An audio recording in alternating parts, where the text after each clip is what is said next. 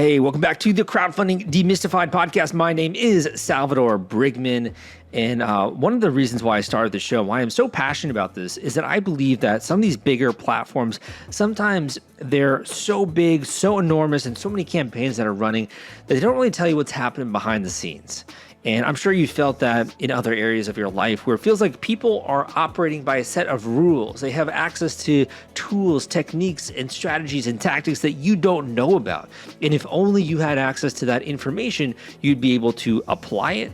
I don't want to say copy, but use it for in terms of emulation and inspiration in order to get your project launched. Now that could be for a physical product, a board game, a tabletop. It could be for a music campaign. It could be for a film or video, even a theater project.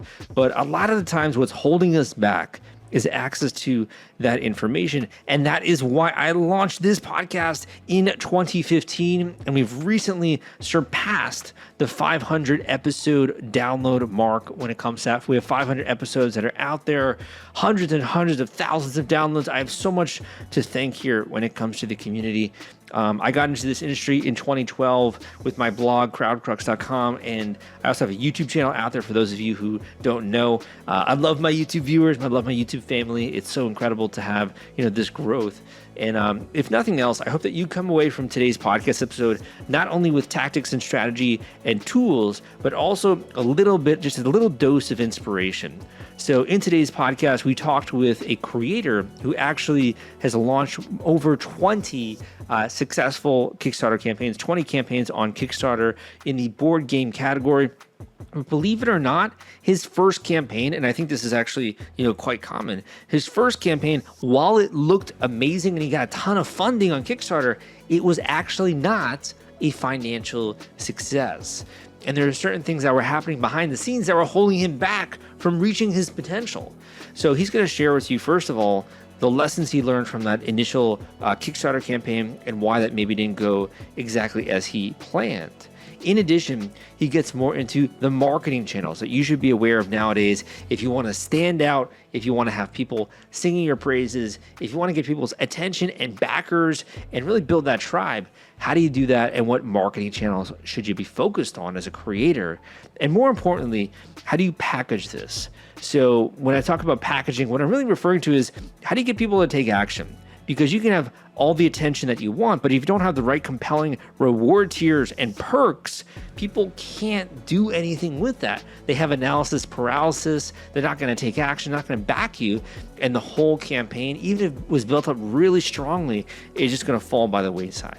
So we get into that as well, how to structure your perks and rewards specifically for tabletop games in this episode.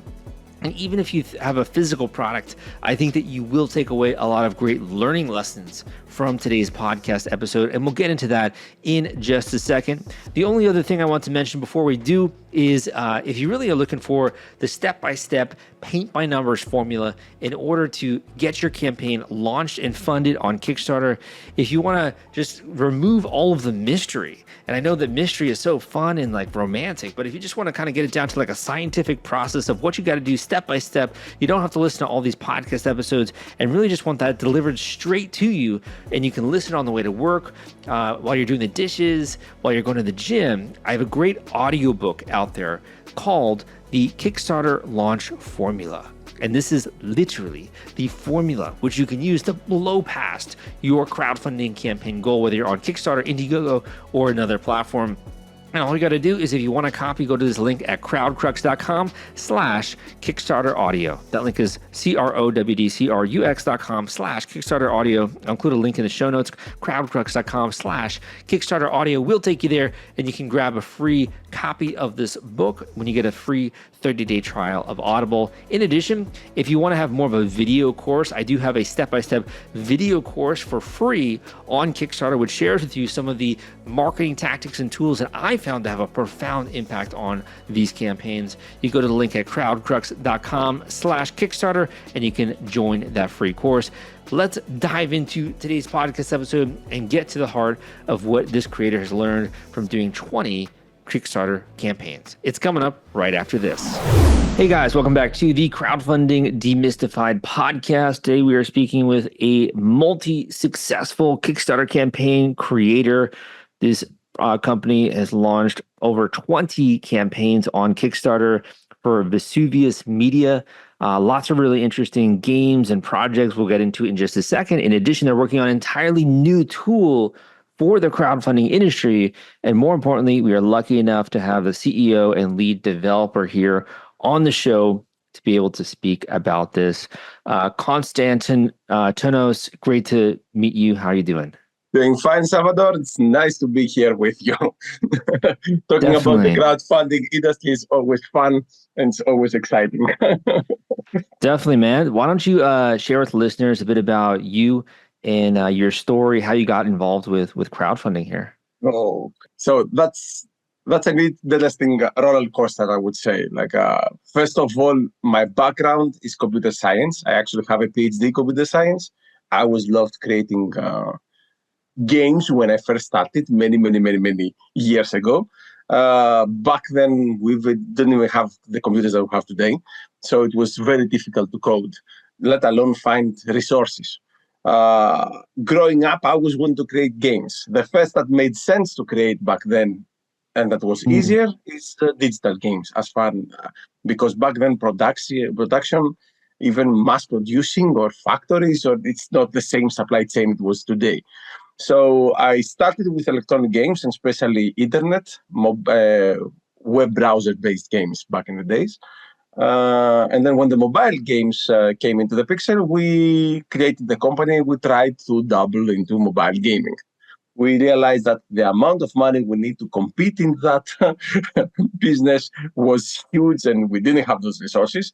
But we have already invested creating several titles like Universe Online, that was later rebranded to Centauri Saga. That was our first Kickstarter campaign, and Nocturion. Right. So we realized that what we have in our hands is actually stories. If you take a look at the board game, it is not just pieces and mechanics and designs, but there are characters, there is a background story, there is a theme. There are more things to be told about. Got it. Yes. So we said, okay, now that we have all these stories created in the digital world, how about we give a try to the physical board games? And because Kickstarter was at that point starting to grow up, that gave us an out, because we could actually go to Kickstarter, gather the money, and then have the money to go produce it in China, rather than having to take a huge risk of creating, following up with a game, and then trying to figure out how do we now sell it. And Kickstarter gives you access to an international audience. Back then we were located in Greece, way smaller market, not the same. Like if you are if we want to go to Gen Con, the amount of money we wanted for international tickets and hotels a decade ago was insane. So Kickstarter was pretty much a blessing for us. We started our first Kickstarter campaign about 10 years ago. We ported with the first digital game we had in a board game. And that started up the company. I mean, you guys have had a lot of success here. So from what I see, you've done 20 different projects on Kickstarter. Yes. I'm looking here, some of your campaigns are easily 6 figures, more than 1,000 backers, right? So you've had a lot of success here. Yes, we have made so many mistakes. So we started, and when we first started the crowdfunding journey, we thought that, we're going to create awesome games, we're going to put them on Kickstarter, and that's it. So in the first Kickstarter campaign, we did about, if I remember correctly, it was $60,000, I think. Let me check, because I have it in front of me now. It was $68,000. So we lost 40,000 in the process. Oh, wow. This is for Century Saga, right?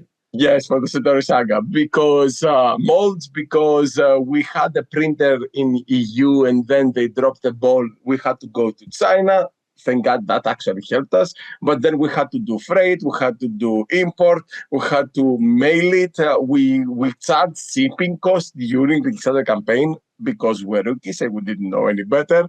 6, 7, 8 months later, that the prices have changed ridiculously. We ran the campaign in Canadian dollars. When we were running the campaign, the currency conversion from Canadian to USD was 1.05, which was okay. Wow. 3 days after the campaign ended, Something happened between US and Canada. They signed some treaties and stuff. Canadian dollar went down to 1.3, which means that we immediately lost 30% of our money without doing anything wrong. Immediately, because all our contracts, the production costs were in US dollars, and we had Canadian dollars in our hand. Right. And that was just like the tip of the iceberg, like the how many mistakes were done in the first two projects. Yeah, it sounds like there were a lot of challenges that you had to kind of push through, right? When it came to that. And took us about 2 or 3 years, three years, to actually build the full infrastructure to get the knowledge we needed, because you couldn't even find it back then, right? Who are you going to ask how to do this thing? And thinking about that, so I mean, you had an initial campaign that maybe had more challenges than you thought. For someone else who's kind of in that space that's doing their first or their second campaign, what advice would you give to them looking back? Is there 1 or 2 tidbits from that lesson that you learned? Talk to people. Do not underestimate what a big endeavor is to run a Kickstarter campaign. The worst case scenario is always the best. The worst case scenario that can happen is you do $500,000 in your first campaign and you are not prepared. Big chance you're going to lose your house in the process. Gloomhaven, for example. $2 million in his first campaign. He needed the second campaign to break even. So the thing is that talk with people. Go to conventions, at least 1 or 2 conventions, find other creators. Right now, because the industry is big and everybody's pretty much approachable, just reach out and talk, ask questions, you're going to find something. In our, because we're who we are, while building up this infrastructure, we had other people approach us, and then they said, guys, can you help us? Then we started helping a couple of other friends. We are a small community, and the people that we call ourselves like repeat creators, where we usually do 2 or 3 Kickstarter campaigns per year sometimes. So these people already, we know each other. So if you come and be a part, talk, discuss, we can definitely help you a little bit out. So tip number 1 is to be vocal, to talk with other people, and to kind of identify what you don't know and seek out answers. Yes. Be prepared for many, many things, and read. People believe that they're going to go just access Kickstarter, put a couple of things, they're going to hire somebody to run ads, and that's it. I'm going to become a millionaire. Doesn't work like that.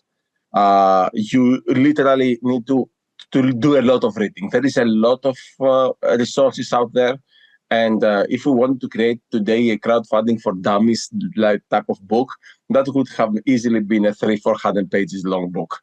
So if you have not read at least 100 pages in blogs, in stories, in material, then you definitely have no idea what you're getting into. So step number 2, do your homework, make sure you're reading, listening to shows, consuming information, right, to really fill in some of those gaps. We as game designers, we tend to stick to focus on our game design, but that comes way later.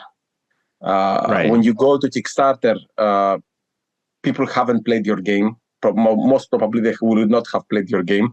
You may have a couple of reviews, but reviews are reviews, previews are previews. They're paid. They are not honest opinions. They don't even have the final product in their hands yet. So everybody's more relaxed. They buy with presentation, with theme, with art, with what they see. So one of my questions for you, and I think you have a really good handle on this, when it comes to gaming and your experience, what types of projects do you think do well on Kickstarter? You were talking about artwork and kind of showing that. What do you think does well? There isn't a secret recipe. If there was, the big guys would have already found it, and then we wouldn't have a chance. This is the blessing and the curse of the crowdfunding industry. You can create a project and do $1 million. You can create the next project and do 50,000. And you can be baffled why this worked and this doesn't. There are certain steps that you can take to make sure that you put your best foot forward. Like, as I said, presentation is right now 99% of the game. If you have an awesome game, but you don't present it correctly, it's dead in the water, begin with. you can produce it and then hopefully get ratings in BGG, but then it's too Right. late if you didn't do anything on Kickstarter. So again, on the other hand, if you have great presentation and the game sucks, then if you were going for a one hit, take the money and run, then you did awesome. But if your plan is to build a company which you're Brand. going to be producing title after title, then again, that model doesn't work. You need a combination for both to build a sustaining business.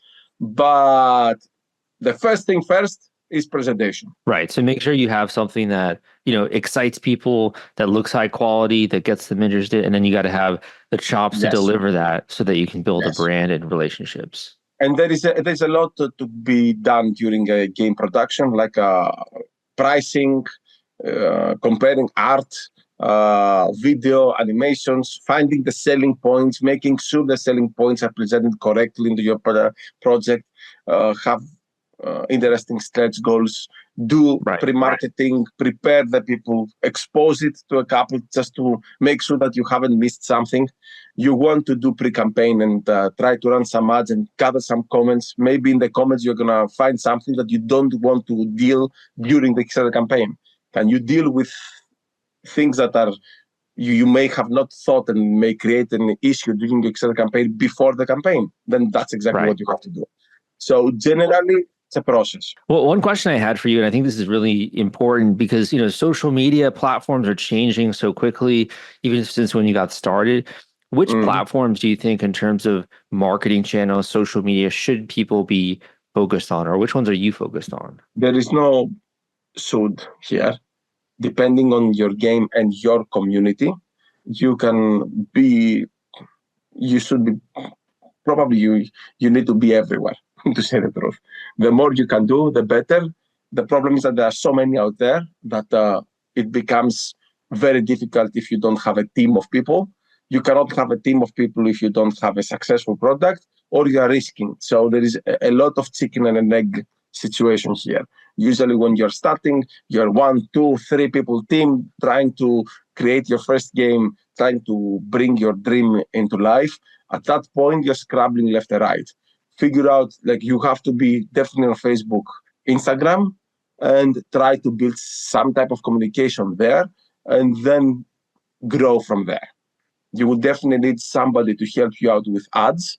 If our recommendation nowadays is to hire an internet marketing agency, even the one that has nothing to do with the industry, it might actually be better today.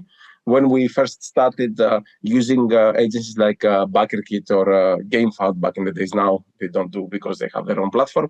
But using them made sense because they knew how to run ads. Nobody else did.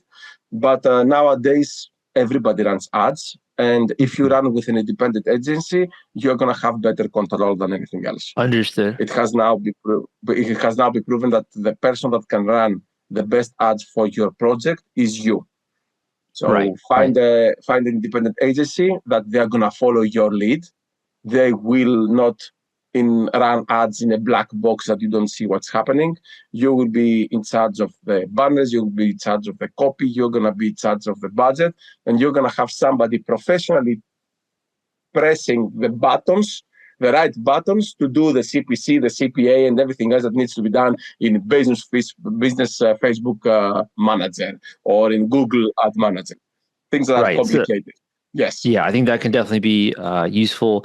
One other question, and I know that there's one topic I really want to get to, which is that you've been, working on something behind the scenes. But before we do, just one other quick question on your Kickstarters. You've been able to structure some great rewards here, and I think coming up with rewards, how to package it, is always a confusing subject. Do you have any advice on perks and rewards, either how to package them, thoughts on pricing, any information you want to pass on there? This is an extremely complicated issue. Finding the right combination of packages, especially if you are planning to have the product later in some form in retail. So usually what you want to do, if you're a repeat creator, you will definitely need stock afterwards, and you're building a business now. So you're not going to do a one-off project and then forget it after Kickstarter die. No, you want to go to conventions and retailers. That helps you can start with a smaller package, which looks like a retail package, and 90% of the backers in Kickstarter will not choose it at all. And you put it there to show the starting point. So if you're going to wait after the campaign, this is what you're going to get without the stretch goals. So this is the least amount you may find later, and you're going to also miss the stretch goals. And now we go to a couple of bundles, depending again on the project and the complexity. You will definitely have one that's the Kickstarter edition. That's going to have more deluxe components, maybe more content, some expansions that will never go to retail tomorrow. Unless the games become extremely successful, you don't see expansions going to retail. And if it is multiple boxes or multiple expansions, you can go to an all-in form like Cool Mini does, where they have the basic pledge, and then they have a deluxe edition, and then they unlock 5 expansions during the campaign. And at the end of the campaign, they create an all-in pledge. Right. Understood. Again, the best thing would be if you can start the campaign with maximum 3 pledges, 1 the standard edition, 1 the Kickstarter edition, and 1 retailers. If you plan to help retailers support the game, that should be it. So making sure you keep it simple, right, and having those 3 major editions sounds like that's kind when of you the go formula. to campaigns that you see 50 different options, these do not make backers' life easier. It actually makes it harder. And when people cannot decide what they want, you're going to probably lose them. Interesting. Because I think a lot of people would think the different, like opposite is like more options are better, but what you're saying is actually fewer options make it easier for someone to make a decision. Yes, make them go targeted to 1 or 2 things. Right. People now, we're growing up in the generation of TikTok. They give you 2 or 3 seconds.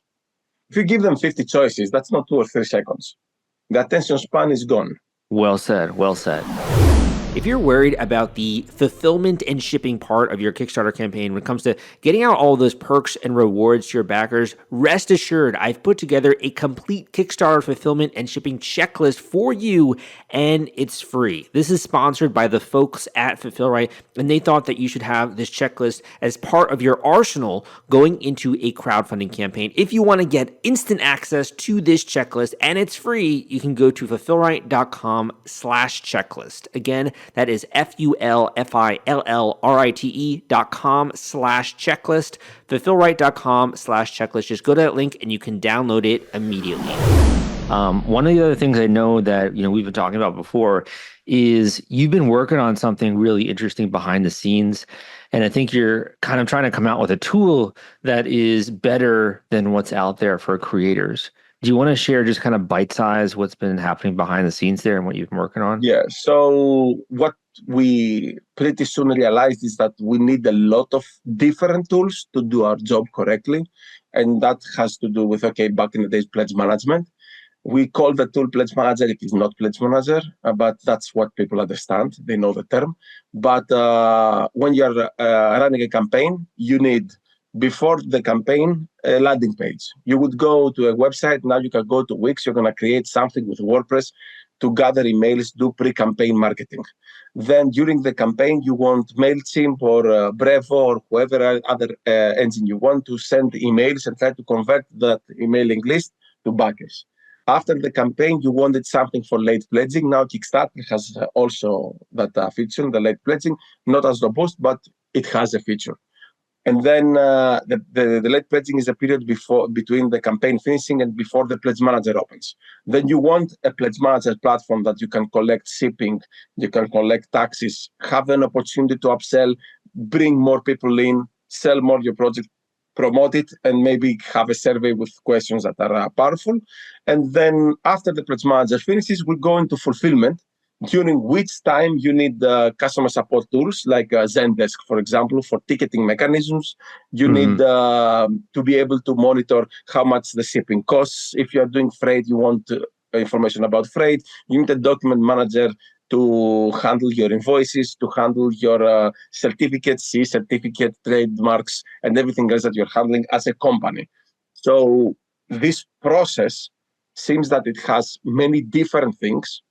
When we first started, we had to have 20 subscriptions to 20 different platforms on online. It's quite overwhelming. Yeah. Yes, and then you jump through hoops. So you jump from one place to the other place. When you're trying, like when a backer opens a ticket, then you have to go to the pledge manager, then you have to go to the web shop, then you have to go to the Kickstarter, then you have to try to figure out what exactly have they bought, when they bought it, what's happening. And if they talk about multiple projects or different things, then everything gets convoluted and you don't understand exactly what's happening. And you make mistakes. When you make mistakes, you have a bad reputation. When you have a bad reputation, the next campaign, the first people that are starting and coming in, they start whining about the previous campaign. I'm already getting anxiety over here. Exactly. Instead of like, and so we realized that the tools do not exist out there. So we started building our own tools. We had them internally for the past 6 years. Last year, we decided to go public, and we went public with Hive, which Hive is a pledge manager platform. We call it right now because that's what people understand. When you come into Hive, you see that it's way more than just a pledge manager, because it takes you literally from before the campaign until a couple of years later, when people are still opening tickets, and you can see everything and run everything within one system. You can have your landing page, you can gather your followers, you can get your emails, you can see history, you can keep history between backers, between projects, between tickets, between tracking numbers, between everything that you can imagine. We called it Hive because it started as a collection of creators. So we were not just one, we were 3, 4 at the beginning. Now we are more than 200. And what's ended up happening is that we collaborate all together for everything that maybe one needs and the other knows how to do it. Even if that is, for example, freight consolidation. Everybody manufactures in China, everybody uses the same fulfillment hubs in US, in EU, in UK. So we have the same routes. We want to get the product from China to US and EU. Cool. I have 3 pallets. You have 4 pallets. Somebody else has another 4. We pick a 40 HQ container. We suddenly, immediately, everybody saved thousands of dollars just because we all go together. When we talk to a factory, you're not alone. You are part of Hive. Suddenly, the factory will take care of you. Because when you're alone, you're alone. But when they know that there are another 10 creators behind, and if they don't handle you correctly, then you're going to badmouth them, and then bye-bye. Then strength in numbers, nothing else. Everybody, for example, even now that we have run 20 campaigns, in every campaign that you start, you're going to get 50 emails. From those 50 emails, most of them are spam. Like, come buy me advertising services. Come to me, I'm going to make you rich. Come to me, I'm a prince from Africa. But at some point from those 50, there could be at least 3, 4, 5 that look, maybe they are worth trying out. If you drop 3, 4, 500 per case, you just pay $2,000 each time. If we're 10 creators and each of us does 1, then we each risk 1. But then at the end, we know which one works and which one does it. Yeah, I love that idea of having a community and having people you can speak with and get feedback. And you also have this kind of group buying power, right? Which is what you mentioned, and also giving you the tools to be able to run a more effective campaign. And that's why, like, as Hive, when we talk with people and recommend, for example, which hubs we're working with, we do not work as Hive with hubs on purpose. We do not have any ties, financial or otherwise, with fulfillment hubs, freight companies, or factories. We can recommend which we just paid in the past 6 months, and we know that they're doing the job correctly, because that thing changes constantly, especially in the fulfillment industry, where you have hubs that are doing awesomely this year, and then the next year they're overwhelmed and they are extremely slow. So now we know it because the previous creator had a hard time. We tell people, we give them a warning, please do not use this hub because right now they are under the weather. Go there and find something else. Yeah, let me ask you 1 or 2 questions on Hive. So, I think the first question would be, how does this compare to something like BackerKit, right? Or some of the other tools? Do you have any thoughts on the way that you guys are standing out with that? Before BackerKit and GameFound became crowdfunding platforms, they were pledge managers. So I will go there because right now it's like saying compare Hive with Kickstarter, and that's a different type of situation. So we are not a crowdfunding platform. We are a platform with tools for a crowdfunding creator. That's what BackerKit was. That's what GameFound was. In the past 6, 7, 8, 9 months, They both started becoming crowdfunding platforms, so they are trying to compete directly with Kickstarter. We have people that have run Kickstarter crowdfunding campaigns or pledge manager campaigns in Backers and GameFound. Their data was a mess. They couldn't. Thank God they didn't proceed to do fulfillment. We took their data, we imported them into our system, we fixed them. They managed to do fulfillment correctly. The difference is that all these platforms, and unfortunately right now it seems that Kickstarter is also following suit, they view you as project. And that's the different and the huge cultural difference that we have as Hive. We view you as company. Our platform tools are per company, not per project. When you define SKUs into our platform, you define them in the company, and then you assign them to the project. You don't define them inside the project and then copy paste them from one project to the other. Got it. So immediately you see tools like shipping, taxes. These are per company. Customer support per product. We don't expect you to come into our platform, run something for 2-3 months and go. We know that you're going to have to deal with your project for at least a couple of years, because that's exactly what we have been doing. When we run the next campaign, people remember 2 campaigns before. We ran the Jurassic Fury in August. We had the ticket opened from Centauri Saga. When we saw it, we lost our mind. Like, holy Delito. He was talking something about, like, if we didn't have a platform where we can see tracking number, when we can see full history, how can I go, open emails from 10 years ago, trying to figure out what was happening then? Yeah. So, I mean, you definitely have, I'd say, that kind of advantage, right? And one of the other, quick questions here, because I do want to be, mindful of your time. One other question I had, you did mention, I think there were some issues you were having with Kickstarter or with, was it BackerKit? I'm not sure. But you were mentioning that there was like a war that was going on that you were alluding to. Again, as BackerKit and GameFound decided, actually GameFound started first, then BackerKit followed because they saw the prospect. They started becoming crowdfunding platforms themselves. We see a battle now coming up. Who's gonna, we had these, let's say, crowdfunding wars back in the days, Kickstarter and Indiegogo. Kickstarter definitely won the industry as far as board games are concerned, and they won the crowdfunding battle back in the days. Indiegogo still exists, but it's lesser. It is not a market. Nowadays, GameFound started poaching the board game community. They are trying their best. They are throwing a crap load of money. To what we see so far is that we believe that whoever goes and runs a campaign, whoever Kickstarter creator goes and runs a campaign GameFound, they lose a crap load of money. I don't understand why people don't come out and say it and speak, because the data is there. We can see it.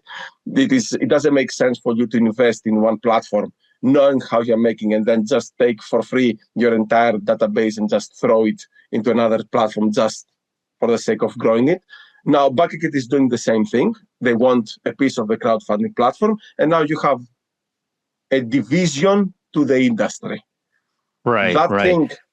That thing drives evolution, because if there is no competition, the platform, for example, Kickstarter, has stayed exactly the same for way too long. And I blame Kickstarter for this situation right now, because they stopped evolving or expanding their platform.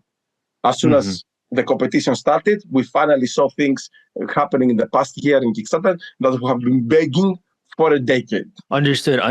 It's quite exciting times, and I'm really looking forward to seeing what's going to happen when it comes to these different platforms. Yes, and especially it's going to be very, very interesting. And I just hope it's not going to be the industry that's going to pay it. Right. Well, thank you so much. I really got to be mindful of your time, man. I do appreciate you so much for coming on and for sharing some of your tools. So I have one final question for you here, and that's for some of the creators that are here in the audience. Do you have a final tip or a word of encouragement for other people out there that are looking to launch campaigns? Do you have anything final you'd like to share? And we can end on that note. The best thing that you can do is find somebody and talk.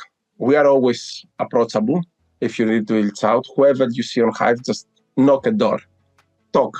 We're all people who are good. The industry has really good people in there. Just talk before you go down the road. Do not feel that you're going through it alone, because if you just go on Kickstarter or Game Founder Backer Kit and you just go on a platform on your own, it's going to feel lonely and awful. Be prepared for an emotional roller coaster, but if you can have somebody with you, helping you or even coaching you, it's going to make things way easier, and it's going to make certain that you're not going to lose crap of time and money in the process. It is not an easy, it is an awesome journey. When it's done, you feel, when your project gets successfully funded, when you see your game into your hands, the thing that you have been working a couple of years or more, you can't put money on that emotion.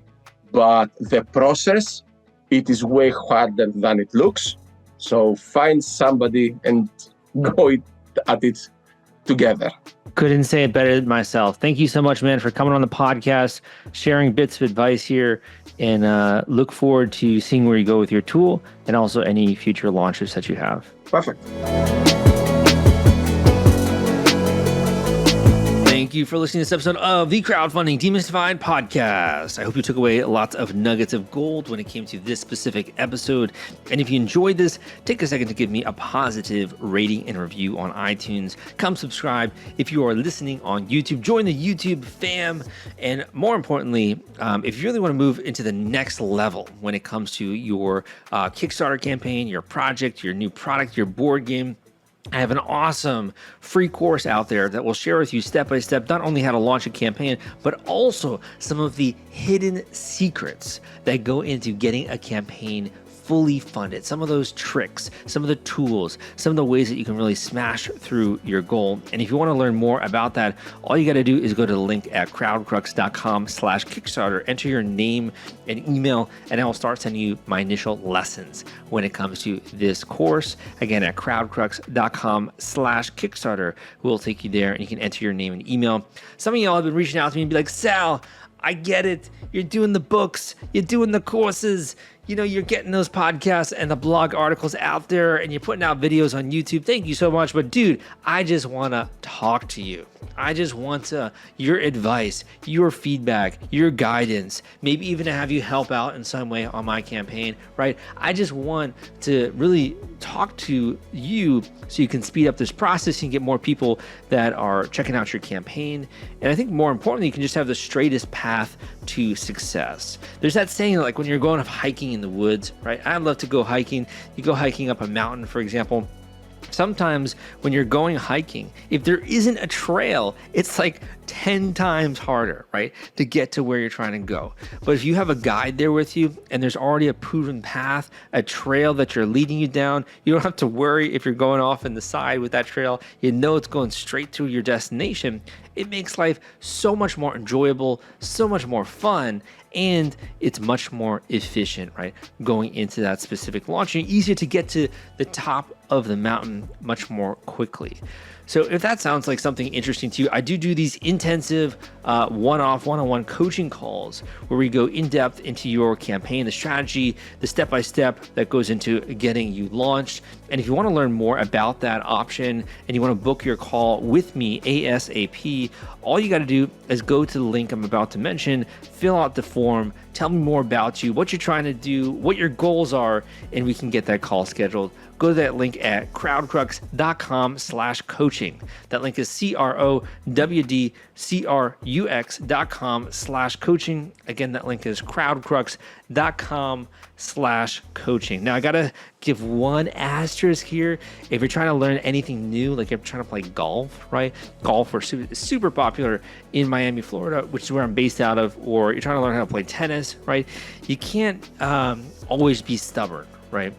When you're going out there and you're trying to learn something new, you have to have a flexible mindset. Sometimes we'll do these calls, and I'll give advice that's led to 6- and 7-figure launches, and a creator will be resistant to being receptive about that advice, which is okay, right? But you got to be mindful, you got to be flexible, and you got to be willing to learn. So if that sounds like you, go and book this individual coaching call at crowdcrux.com/coaching. Thank you so much. Give me a second to give a positive rating and review on this show. My name is Salvador Briggman, and I will see you next time.